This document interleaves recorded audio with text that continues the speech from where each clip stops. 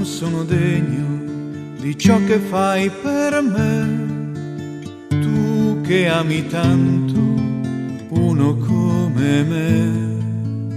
Vedi, non ho nulla da donare a te, ma se tu lo vuoi, prendi me.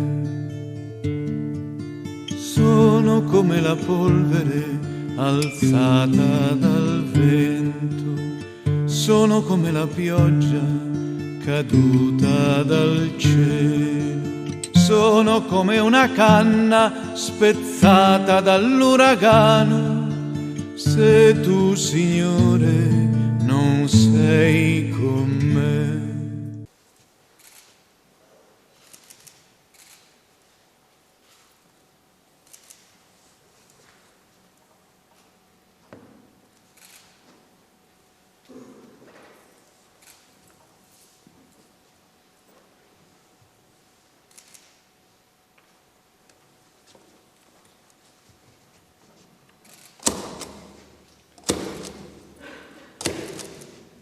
Paola, intanto come stai? Dicevo che Marco, negli scritti di Marco, quelli che abbiamo trovato sul PC, che non ne pensavamo, non sapevamo, no? Gli ha intitolato il suo file, la sua cartella, l'aveva intitolata Si può vivere così, e senza punto di domanda, no? Si può realmente vivere così. E c'era questo all'inizio, che ci siamo domandati in tutti questi anni, che come l'avesse pronunciato e non riuscivamo a capirlo. E ieri è successo, uscendo da scuola, mi ha chiamato un amico, in verità, ecco, Don Fausto, ecco, mi ha chiamato Don Fausto e mi ha detto: come stai, Paola? E mi è uscito senza pensarci quel in un modo che ho detto: ecco cosa voleva dire Marco. E poi oggi ho provato a raccontarlo a una persona e come lo racconta adesso non è uscito allo stesso modo, ma poco fa, prima dell'inizio, Don Pierluigi Banna mi ha chiesto come stai e senza pensarci è uscito questo, secondo me, questo respiro di affidamento in un modo che, ecco. Voi oggi siete affidati, Marco si è affidato totalmente qualche anno fa. Quello che ripetono tutti è: era come me. E tu questo lo puoi testimoniare forse più degli altri. Sì, cioè, come ha detto l'arcivescovo Delpini, cioè, è evidente, no? che Dio entra nella vita e la rende bella, no? Non dobbiamo essere, cioè non siamo, ecco, non è che per bravi prima, ma non è proprio la descrizione della realtà, no? Ecco. È Dio che rende grande la vita, a partire da quello che c'è. Tutta sta gente te l'aspettavi oggi? Beh, diciamo di sì, perché abbiamo dovuto dire a tanti di non venire. Ecco, insomma, ecco, sapevamo che non sarebbe stato tutto un po' magari disordinato, non lo so, sì, però di fatto è comunque una cosa che noi non riusciamo a contenere. Neanche, cioè, voglio dire, noi facciamo il nostro piccolo, il nostro lavoro, le nostre cose, è una cosa che noi guardiamo, non siamo noi certo ad organizzarla. Una giornata bellissima, molto emozionato, non so che dire, non è che si è preparati per queste cose, però... È sempre un nuovo inizio, oggi non si conclude niente, anzi si comincia, in qualche modo è sempre un nuovo inizio da che Marco è nato, ecco, insomma. Sì, no, infatti sicuramente è un inizio per quanto riguarda, diciamo, questo processo, ecco, però per noi Marco, diciamo, ed è stato, ecco, una persona, diciamo, nella sua normalità, ecco, straordinario, ecco, proprio per la fede e proprio la certezza, ecco, che lui soprattutto negli ultimi tempi, ci comunicava e riusciva a comunicare agli amici, a tutte le persone. Certezza che era chiaramente, come dire, proprio una conseguenza del suo proprio avvicinarsi a Gesù e del suo amore per Dio, ecco, proprio. Una certezza semplice. Una certezza, sì, che a un certo punto lui ha, come dire, ha proprio incontrato, ecco, ha imparato a dare un nome a questo mistero, ecco, che lui cercava sempre di comprendere, no? Che si esprimeva in lui come in tutti i ragazzi, questo mistero, nel desiderio infinito che uno porta nel proprio cuore, ecco. Che trepidazione, ecco, è un'emozione fortissima e anche noi eravamo stupiti perché non sapevamo bene cosa aspettarci oggi, però al contempo è stato qualcosa sì di familiare perché è stato un riconoscimento a qualcosa che già stava crescendo, anzi esplodendo in questi anni, che era la vita nuova di Marco, ecco, e oggi è stato proprio un momento di unificazione. Oggi avreste spento le candeline, insomma, quindi è anche una data molto particolare. Ma in tutti questi anni cos'è che ti ha colpito di più da che Marco è passato alla sua nuova vita? Gli sconosciuti che sono diventati suoi amici, cioè sconosciuti poi diventati invece persone familiari per noi. Questo, sì, persone che parlano di lui come se avessero fatto degli anni del liceo e dell'università insieme e invece l'hanno conosciuto adesso. Ecco, con Marco in questa sua nuova presenza. E sono tanti. Tantissimi e soprattutto sono gli amici che più di tutti ci stanno un po' aiutando e accompagnando anche in tutti gli aspetti, insomma, che stanno dietro poi anche all'inizio di una causa, ecco. C'è stata tantissima commozione e raccoglimento oggi, ma c'è anche tanta vita. Che cosa della vita di Marco e di quello che è accaduto dopo, soprattutto, l'ha colpita di più? Ma a me la cosa che colpisce, affascina, il mistero di Dio che agisce nella storia. Da prete l'ho sempre tante volte come rinchiuso in un percorso teologico. Scoprire che il mistero di Dio abita nella storia attraverso questi amici che prende, quindi Gallo, Marco, ragazzo normale, semplice, pieno di limiti e di desideri, e scoprire come davvero la presenza carnale di Cristo rende l'umano, ma a tutti i livelli, l'umano più vero, affascinante, tanto che diventa attrattivo per il mondo. Una delle cose che veramente mi colpisce non è che Marco fosse chissà che caratteristico, per diventare santo chissà cosa serve. È impressionante, è un cuore aperto che permette al mistero di entrare, e questo mistero che entra nella vita diventa una calamita, un'attrattiva, una presa su tutti, perché è quello che attendiamo tutti, una vita umana vera. E come sembra, quando penso a Marco e penso anche a tanti amici che continuo a incontrare, questa umanità che è un po' come la primavera in questi giorni, dai, che vedi sti alberi secchi fino all'altro ieri che esplodono di erba, di foglie, di fiori. Ecco, il cristiano, il santo, è questo fiorire di una umanità stupenda. Ecco, me. E lei come se la spiega tutta questa gente qui oggi? Perché il cuore dell'uomo attende un'attrattiva, cioè il cuore dell'uomo, essendo il pezzetto che Dio ha messo dentro ciascuno di noi, è fatto per il bello, il vero, l'esplosione di vita. Quindi quando uno la intercetta, può essere ateo, non ateo, bello, ci sei, può essere il più cattivo, ma è fatto per quello, quindi lo riconosce e lo segue. La cosa stupenda, i santi sono in mezzo a noi perché il cuore dell'uomo riparta. Da questa tragedia ne può nascere un dono per tutta la comunità. Tra l'altro Marco riposa con le sue spoglie nel cimitero di Casarza Ligure, per cui per noi è veramente un momento anche di grande sentimento oggi essere qui per tutta la comunità. Un ragazzo semplice come tanti che ha vissuto i suoi primi anni a Casarza Ligure e anche la sua adolescenza.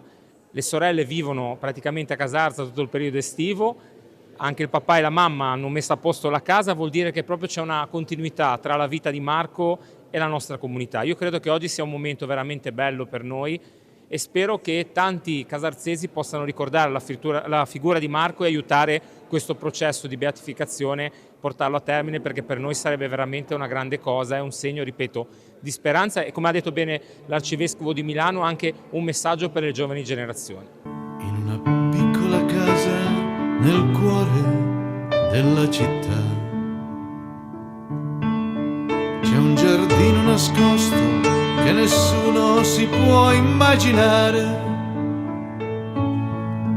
Nel giardino c'è un melograno coi rami in fiore e tra i sassi del muro nascono le viole. Devi dirmi dov'è questa casa dei fiori. È da sempre che cerco la casa dove posso tornare. Devi dirmi dov'è, perché voglio venire anch'io, non lasciarmi da solo. Com'è iniziato il suo rapporto con Marco? Cioè, insomma, lei come è entrato in questa storia? Giusto non lo so neanch'io raccontare tutti i dettagli. Ero amico e sono amico di Antonio, perché quando ero diacono andavo il sabato e la domenica a Casarza Ligure per anni, e quindi ho conosciuto Antonio, la sua famiglia, il papà, eccetera. E poi quando ho sentito parlare di Marco, che non ho conosciuto, ho sentito parlare di Marco con il vescovo di Chiavari, mi ha chiesto se potevo fare da postulatore, non ho esitato a dire di sì, e quindi mi sono preso questo impegno. E cerco, adesso che è iniziato ufficialmente, cerco di portarlo avanti come ho giurato, con fedeltà e onestà, perché Marco sia un segno per tutti i giovani non solo di Casarza Ligure o della diocesi di Chiavari, ma per tutta Italia, per tutto il mondo, perché chi cerca il senso della vita trova già i 3/4 di quello che può fare, come fare, e ringraziare Dio. Non ci può essere senso della vita, almeno per noi, se non è in Gesù Cristo, e quindi Marco ci ha insegnato proprio questa strada, questo cammino. Ecco, diceva l'arcivescovo che la storia di Marco porta a dire era come me. Lei in questi anni ha verificato questa cosa? Sì, interrogando la famiglia, ma interrogando soprattutto i suoi amici, Marco, uno non ha voluto testimoniare perché dice era come me, e quindi non lo vedo santo, e invece proprio nella normalità, nella vita quotidiana, nelle piccole cose quotidiane, che si manifesta la nostra carità e il nostro amore per il Signore e per i fratelli. C'è stato un passaggio che abbiamo colto, cioè il fatto che in tutti questi anni lei ha comunque portato avanti con un certo grado di consapevolezza l'idea che stesse accadendo qualcosa di straordinario, insomma di non spiegabile del tutto con le leggi della ragione. Ecco. Ma su cosa si fonda questa certezza, comunque questa consapevolezza che lei in questi anni ha portato avanti, che abbiamo sentito, insomma, così? La fede ha sempre una sua verificabilità, no? Dagli effetti tu capisci che è passato qualcosa, è accaduto qualcosa che non puoi controllare, però capisci che ha cambiato. Io non ho conosciuto Marco, non ero amico della famiglia, però vedevo delle persone cambiate, innanzitutto in casa, cioè non erano solo legami di sangue, era entrato un nuovo principio di fede anche nel rapporto con la sorella, e poi attorno a persone che diventavano suoi amici non avendolo conosciuto. Allora per me questo è qualcuno che si è servito di Marco, ha preso tutta la sua vita e sta generando quello che generava ai tempi del Vangelo, cioè cambia la natura delle cose, e quindi a me è venuto di andargli dietro anch'io, molto semplicemente. Poi ne ho parlato con altri amici, alcuni erano anche preti, e quindi la cosa ha avuto la sua amplificazione, però è proprio andare dietro questa verificabilità della fede.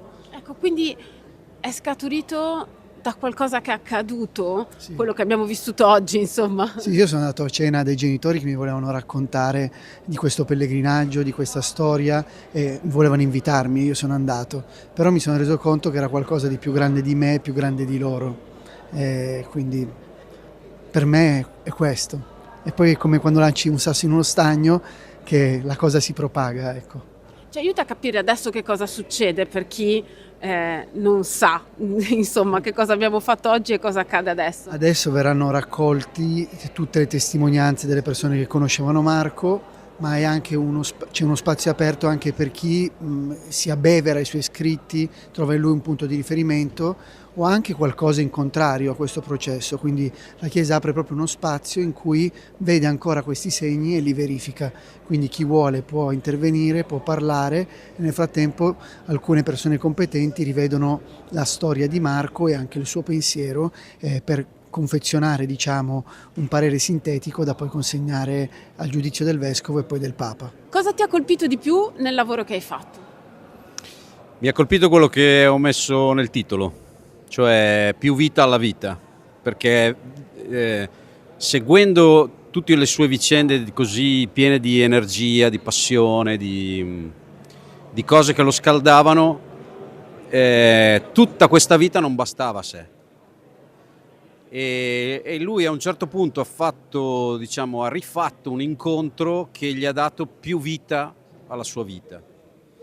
E questo aspetto era molto, era implicito e spesso anche esplicito poi nel libro, ma era implicito in ogni momento in cui lo incontravo era esplicita questa vita ed era esplicita la vita che dava più vita a tutto quello che lui viveva. E come hai lavorato? Ho lavorato come lavoro sempre, cioè cercando di far parlare chi ha visto e quindi raccontare i fatti, che è il tipo di linguaggio che a me piace del documentario, per cui si partono da dei fatti a cui poi dopo si possono, ci si può avvicinare a questi fatti anche da punti di vista diversi, ma a un certo punto questi punti di vista, se arrivano alla cima del fatto, riconoscono di essere davanti alla stessa cosa. E ci sono arrivati? Sì. Diciamo che è un fatto così grosso che la salita non finisce mai, per fortuna, così non ci si annoia. Quando hai conosciuto Marco? Ma in realtà l'ho conosciuto bene, stavo iniziando a conoscerlo gli ultimi mesi prima che è morto, perché ci siamo avvicinati per il fatto che tutti e due facevamo atletica leggera e eravamo finiti ai campionati italiani e quindi questa cosa un po' ci univa e niente. Cioè, ci siamo iniziati a conoscere poco prima che poi lui morisse. Ma ti colpiva qualcosa o era davvero uno come me, come ha detto l'arcivescovo? Vabbè, lui era come me, però diverso. Cioè, non lo so, più lui forse di quanto io ero me stessa in quel momento. E mi ha sempre colpito tanto il fatto che fosse sfacciato, cioè che venisse da te a dirti, cioè gli colpiva qualcosa che avevi detto, gli colpiva qualcosa che avevi fatto, veniva da te, te lo diceva, ti spiegava anche perché e sono un approccio che tu dici, cioè a volte ti destabilizza un attimo, però alla fine era profondamente vero in tutto quello che faceva, come ti parlava, come si rapportava con te. Quindi che ne so, su una cosa di atletica o su una cosa di scuola? Sì, una cosa di atletica, cioè io ho in mente un episodio in cui praticamente avevo vinto i campionati italiani e lui a un certo punto era venuto da me e mi aveva detto: sai che comunque io pensavo che tu fossi una che siccome aveva vinto i campionati italiani se la tirava un po', comunque cioè magari non so, comunque che ritenevi questa vittoria molto tua e invece mi ha colpito molto il fatto che tu eri molto sorpresa e del dono che avevi ricevuto, del talento che avevi ricevuto e di come avevi vinto. Quindi mi ha colpito tanto questa cosa di te. E noi non ci conoscevamo ancora bene, però era venuto, mi aveva cercato per dirmi questa cosa, no? Per un intervento che avevo fatto a una scuola di comunità di GS. E lì poi stavamo iniziando a diventare un po' più amici, ecco. Come ti ha raggiunto la notizia che era morto? Me l'ha detto un mio amico all'intervallo appunto del 5 novembre e appunto all'inizio non capivo cosa stava succedendo, cioè ci sono rimasta perché sai, non so, avevo 15 anni, una cosa così, la prima volta che la sentivo, cioè un mio amico poi giovane come me, non so, mi sembrava surreale e piano piano poi all'intervallo si sono radunati tutti gli studenti del Don Gnocchi nella sala comune, abbiamo detto una preghiera insieme e non lo so. Ma eri arrabbiata? Ero incredula al momento, cioè non è che ero arrabbiata, poi sono venute dopo le domande, ma perché? Perché è successo? Perché a lui? Allo stesso tempo però c'era lo stupore di quello che stava succedendo intorno a me, cioè tutti quei ragazzi insieme, il mio professore che come è stato detto nel video ha intonato il canto Gesù ti bi vivo, Gesù ti bi morior in chiesa, mi pare il giorno che è morto. Non lo so, tutta quell'unità che si era creata davanti a un fatto così tragico mi aveva fatto veramente chiedere cosa sta succedendo, ma è una cosa assurda.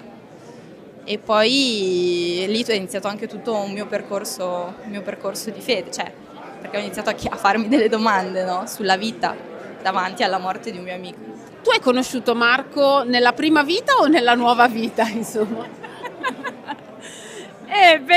Mi diciamo che un po' di tutto, no? Ho conosciuto Marco quando nella parrocchia dove eravamo prima hanno fatto degli incontri per raccontare un po' la vita di alcuni giovani che hanno vissuto una vita così intensa, soprattutto testimoniando Gesù, no? E lì in quella sera siamo andati a sentire la testimonianza della sua vita e lì abbiamo incontrato la famiglia Gallo, no? E lì è nato tutto un rapporto e mi sono stupita perché lui fa compleanno nello stesso giorno mio, no? Cioè, quindi oggi è il tuo compleanno. Sì. E lì mi è venuto subito da stupire come lui, un ragazzo così giovane, potesse avere tanta vita dentro di una vita, no? Che potrebbe essere così poca, no? Però molto intensa, no? E lì ho desiderato subito di avere questa vita, no? Questa, come posso dire, questa visceralità, no?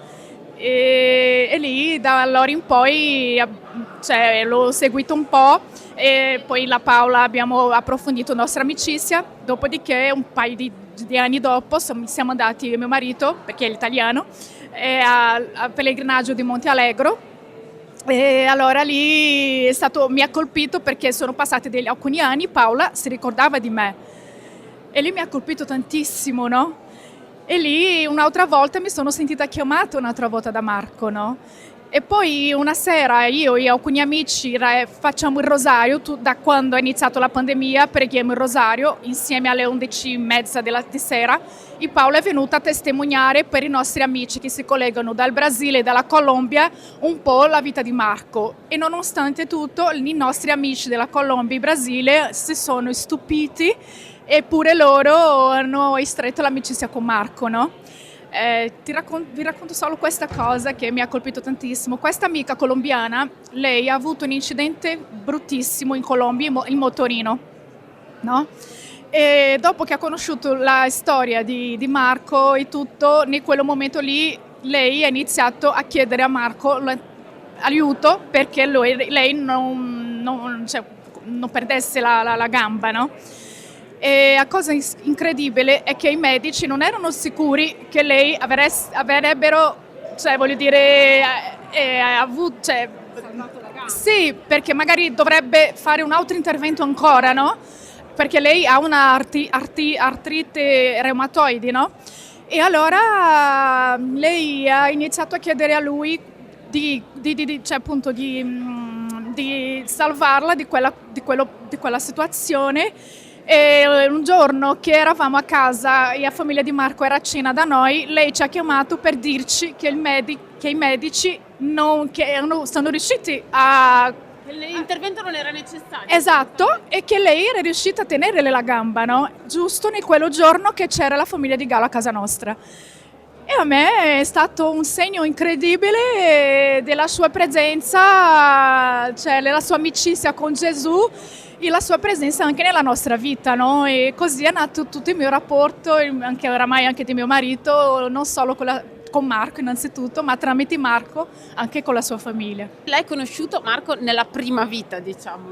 Sì, l'ho conosciuto nella prima e anche nella seconda, nel senso sì, ci siamo conosciuti diciamo in particolare fin da subito in realtà, fin dal mio primo anno, lui era in terza e ci siamo conosciuti per amici comuni all'interno dell'esperienza di GS e abbiamo fatto qualche vacanza insieme al mare da loro a Casarza e ci siamo conosciuti sempre meglio. Poi diciamo ci trovavamo molto perché in tutte le varie occasioni di gite, vacanze eccetera, entrambi eravamo molto appassionati alla montagna, allo sport, così, quindi diciamo insomma eravamo molto... Forse era difficile essere più appassionati di Marco, se ho capito giusto. Diciamo che era una bella gara, nel senso che lui scoppiava abbastanza di vita, per cui però diciamo era molto bello stare con lui da questo punto di vista. Ma era come me, cioè quello che ha detto l'arcivescovo, che ciascuno può dire era come me, cioè cosa ti colpiva insomma di Marco? Direi di sì, cioè nel senso era assolutamente uno come me, come noi, nel senso con i suoi chiaroscuri, con la sua voglia di vita, all'inizio del liceo con una certa diciamo difficoltà magari in certi casi nei rapporti con i ragazzi della scuola, perché magari reputava le discussioni un po' diciamo non sufficientemente all'altezza del suo desiderio, no? Quindi diciamo un ragazzo adolescente come sono stato io. Quando nevicava a scuola in moto c'era solo lui girava con una motocross di cui era molto fiero. A diciamo le lunghe corse che facevamo una volta quando facevamo le gite in montagna, quando arrivavamo in cima, diciamo io, lui e altri ci separavamo dal gruppo, facevamo perdere le nostre tracce e cominciavamo a correre giù dalla montagna per altri sentieri. Consigliano tutti, sì. Esatto. Diciamo momenti più seri, diciamo. E ricordo ad esempio un momento in cui era molto critico rispetto al momento della scuola di comunità, che era il momento in cui ci trovavamo con GS, diciamo, a leggere un test parlare della vita. Era piuttosto critico su certe modalità e continuava a interpellarmi, cioè voleva che gli dicessi la mia posizione in modo chiaro, no? Mentre io stesso e anche altri magari cercavamo un po' di sviare il discorso, ma lui fino a che non aveva una risposta non era soddisfatto, no? Per cui continuava molto a provocarci su questo. Quando ha conosciuto lei Marco Gallo? L'ho conosciuto quando era piccolino, perché ero molto amico dei genitori ai tempi della loro università, e poi li ho anche sposati, e poi dopo l'ho perso di vista e l'ho ritrovato mentre aveva 13-14 anni, così. Allora ci incontravamo spesso e avevamo occasione anche di parlare. Poi addirittura l'ho un po' aiutato a studiare latino, perché un po' non gli piaceva, un po' era difficile, quindi siamo diventati abbastanza amici, diciamo. E cosa la colpiva, insomma? Ma quello che mi colpiva era la sua continua tensione a chiedere, a fare domande, a capire, e faceva delle domande molto intelligenti. Mi ricordo una volta che eravamo in un bar con la papà e la mamma e a un certo punto lui mi ha chiesto, così improvvisamente: ma se tu non avessi incontrato i movimenti ti saresti prete ugualmente? E gli ho detto: una bella domanda. Ho detto, forse sì, forse no, comunque. No, per dire, era una persona di una vivacità assoluta. E poi è molto pronto a pregare, a andare a messa con entusiasmo, è sempre contento anche. O almeno io l'ho sempre visto sempre contento. Forse questo colpisce ancora di più quando si parla di un adolescente. Noi abbiamo un'idea un po' schematica degli adolescenti e Marco le scardina queste idee. Sì, infatti questa mattina l'arcivescovo, facendo una breve omelia nel presentare questo momento, diceva che non è soltanto il cammino per essere beatificato, diventare santi, non è soltanto in funzione della persona, per dare gloria alla persona, ma anche come proposta, no? Perché effettivamente vivere così, vivere con questa curiosità buona dentro, significa che il cuore del giovane è fatto per questo, è fatto per la felicità. E molti poi non lo vivono così perché sono anche, diciamo così, subissati dalla mentalità dei grandi. Sono i grandi che sono il problema, non i giovani. Eccellenza, che segno è per la diocesi di Chiavari questo fatto accaduto oggi, l'avvio della causa di beatificazione di Marco Gallo? Ma francamente credo sia un segno che va al di là della diocesi di Chiavari. Che cosa mi ha colpito di più di Marco Gallo, che ho conosciuto indirettamente, quindi attraverso gli scritti, attraverso le testimonianze. La sua passione per la vita, le sue domande, le sue inquietudini, il suo desiderio di felicità. Questa mattina è stato letto il brano della Samaritana al pozzo.